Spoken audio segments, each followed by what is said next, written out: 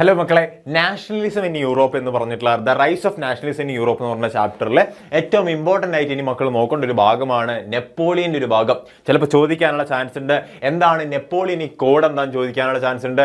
Napoleon എന്തൊക്കെയാണ് ഫ്രാൻസിൽ കൊണ്ടുവന്നിട്ടുള്ള മാറ്റങ്ങളെ പറ്റി ചോദിക്കാനുള്ള ചാൻസ് ഉണ്ട്. അതുകൊണ്ട് ഏറ്റവും ഇമ്പോർട്ടൻ്റ് ആയിട്ടുള്ള വീഡിയോ ആണ്, മിസ്സാക്കരുത്. എന്താണ് മക്കളെ പറയുന്നത്? നെപ്പോളിയൻ്റെ ഫുൾ നെയിം എന്താ മക്കളെ? നമുക്കറിയാം, നെപ്പോളിയൻ ബോണപ്പാർട്ട് എന്നാണ്. Rule the French empire from 1799 to 1815 എന്താ മക്കളെ? 1799 1800 എന്ന് വേണമെങ്കിൽ പറയാം അല്ലെ. 1800 തൊട്ട് 1815 വാട്ടർലൂ യുദ്ധം വരെ വാട്ടർലൂവിൽ വെച്ചിട്ട് നെപ്പോളിയൻ പരാജയപ്പെടുകയാണ് ചെയ്യുന്നത്. ആരാണ്? ബ്രിട്ടനെ പോലുള്ള റഷ്യ പോലുള്ള സഖ്യശക്തികളുടെ മുന്നിൽ എന്താണ് നെപ്പോളിയൻ പരാജയപ്പെടുന്നുണ്ട്. 1815 അദ്ദേഹത്തിന്റെ റെയിൻ അവസാനിക്കുകയാണ് ചെയ്യുന്നത്. നോക്കിയേ, gained absolute power in 1799 becoming the first console. French ചരിത്രത്തിന്റെ ഏറ്റവും അതിഭീകരമായിട്ടുള്ള ഒരു കണ്ടീഷനിൽ നിന്ന് നെപ്പോളിയൻ അധികാരം പിടിച്ചെടുത്തിട്ട് 1799 എന്താണ് അദ്ദേഹം ആബ്സല്യൂട്ട് പവർ കോൺസെൻട്രേറ്റ് ചെയ്യാണ്. ഫ്രാൻസിന്റെ മെയിൻ ആയിട്ടുള്ള പവർ അദ്ദേഹം ഫസ്റ്റ് കോൺസുൽ ആയിട്ട് മാറുകയാണ് ചെയ്യുന്നത്. Civil code of 1804 Napoleon code എന്ന് പറഞ്ഞ കോഡ് അദ്ദേഹം ഫ്രാൻസിൽ കൊണ്ടുവരികയാണ് ചെയ്യുന്നത്. അങ്ങനെ കൊണ്ടുവന്നപ്പോൾ എന്താണ് മക്കളെ കോഡിൽ പറയുന്നത്? ഇക്വാളിറ്റി ബിഫോർ ദ ലോ, എല്ലാവരും നിയമത്തിന് മുന്നിൽ തുല്യരാണ് എന്ന് പറയുകയാണ് ചെയ്യുന്നത്. Was established secured the property rights. എന്താ പറയുന്നത്? പ്രോപ്പർട്ടി റൈറ്റ്, സ്വത്തവകാശം എന്നത് അദ്ദേഹം സെക്യൂർ ചെയ്യാണ് ചെയ്തത്. പക്ഷേ അദ്ദേഹം അത് മാത്രമല്ല ചെയ്തത്, ഒപ്പം തന്നെ സിംപ്ലിഫൈഡ് അഡ്മിനിസ്ട്രേറ്റീവ് മെഷേഴ്സ്.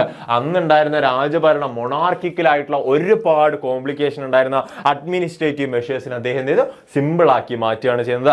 എല്ലാവർക്കും ഈക്വൽ ആയിട്ട് എല്ലാ നീതി നയങ്ങളും സെറ്റാക്കുക, എല്ലാ നീതി ന്യായങ്ങളും എല്ലാവർക്കും കിട്ടുക എന്നുള്ള രീതിയിലേക്ക് അദ്ദേഹം അഡ്മിനിസ്ട്രേറ്റീവ് മെഷേഴ്സിനെ സിംപ്ലിഫൈ ചെയ്തു. അതിനുശേഷം abolished feudal system.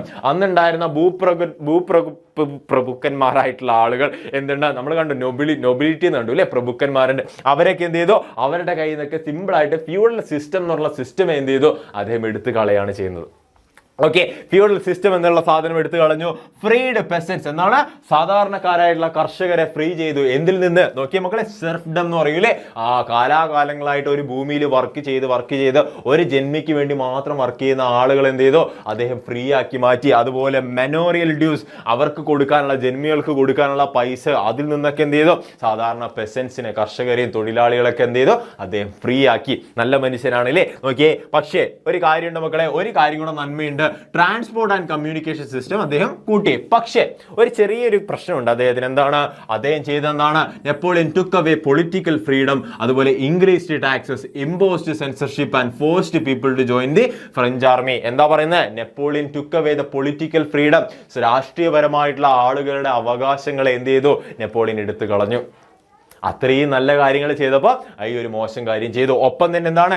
Increased taxes. അദ്ദേഹത്തിന് പിടിച്ചു നിൽക്കണമായിരുന്നു അല്ലേ.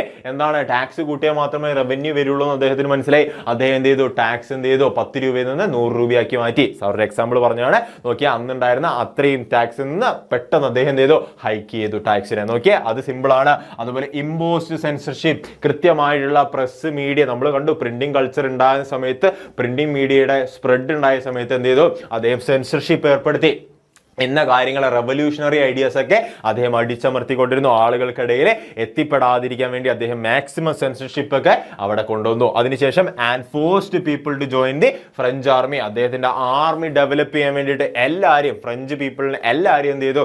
അദ്ദേഹം ആർമിയിൽ ചേരാൻ വേണ്ടിയിട്ടൊക്കെ ഫോഴ്സ്ഫുള്ളി എന്ത് ചെയ്തു? നിർബന്ധം, ഫോഴ്സ്ഫുള്ളി അദ്ദേഹം വരികയാണ്, പറയാണ് നിങ്ങൾ ആർമിയിൽ ചേരണം എന്ന് പറയാണ്. അപ്പൊ ഇത്രയും നല്ല കാര്യങ്ങൾ ചെയ്തിട്ട് അവസാനം കൊണ്ടേ കലമുടച്ചു അല്ലെ നെപ്പോളിയൻ. നിങ്ങൾ ഈ ഭാഗത്ത് നിങ്ങൾ ശ്രദ്ധിക്കേണ്ട കാര്യങ്ങൾ എന്താണ്? നെപ്പോളിയൻ കോഡ് എന്ന് ചോദിക്കാനുള്ള ചാൻസ് ഉണ്ട്. നെപ്പോളിയൻ കൊണ്ടുവന്നിട്ടുള്ള മാറ്റങ്ങൾ എന്തൊക്കെയാണ് ചാൻസ് ഉണ്ട്. അപ്പൊ നിങ്ങൾ ഇത്രയും കാര്യങ്ങൾ ഈ ഭാഗത്ത് എഴുതി വെച്ചേ പറ്റുള്ളൂ. എന്നാൽ മാത്രമേ നിങ്ങൾക്ക് മാർക്ക് കിട്ടുള്ളൂ. ഓക്കെ ആണല്ലോ, സെറ്റ് ആണല്ലോ. നിങ്ങൾ നന്നായിട്ട് പഠിക്കുക, അടിപൊളിയാക്കുക.